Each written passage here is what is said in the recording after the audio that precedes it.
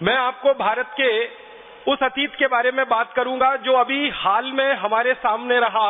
150-200 साल पहले तक, 18वीं शताब्दी तक, 17वीं शताब्दी तक, 16वीं शताब्दी तक, 15वीं शताब्दी तक, माने आज से लगभग 100-150 साल पहले से शुरू करके और पिछले 1000 साल का जो भारत का इतिहास है, कैसा है वो, उसके बारे में थोड़ी सी बात करूंगा। और एक जानकारी आपको स्पष्टता के लिए देना चाहता हूं, वो ये कि भारत के इतिहास पर, भारत के अतीत पर दुनिया भर के 200 से ज्यादा विद्वान इतिहास विशेषज्ञों ने बहुत ज्यादा शोध किया है, बहुत शोध किया है। और दुनिया भर के ये 200 से ज्यादा विद्वान शोधकर्ता, इतिहास के विशेषज्ञ भारत के बारे में क्या कहते रहे हैं, इनमें से कुछ विशेषज्ञों की बात आपके सामने रखूंगा।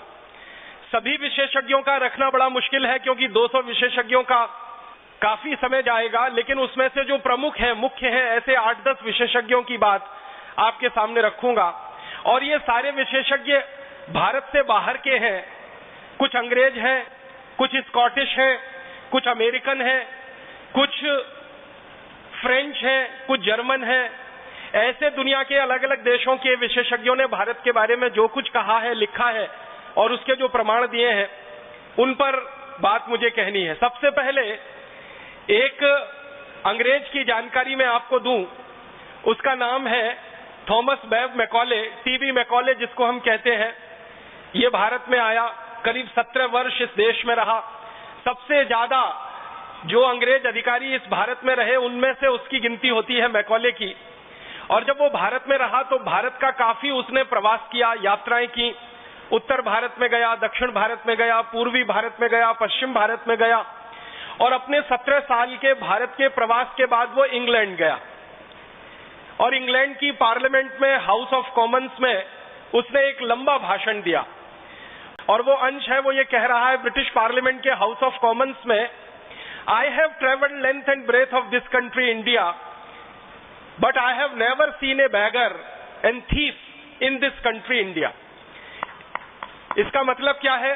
वो ये कह रहा है कि मैं संपूर्ण भारत में प्रवास कर चुका हूं, उत्तर से दक्षिण, पूरब से पश्चिम में मैं जा चुका हूं, लेकिन मैंने कभी भी अपनी आंखों से भारत में एक भी व्यक्ति ऐसा नहीं देखा जो चोर हो, एक भी व्यक्ति ऐसा नहीं देखा जो बेरोजगार हो, एक भी व्यक्ति मैंने ऐसा नहीं देखा जो गरीब हो। ये बात आप ध्यान दीजिएगा, वो 2 फरवरी सन 1835 को कह रहा है।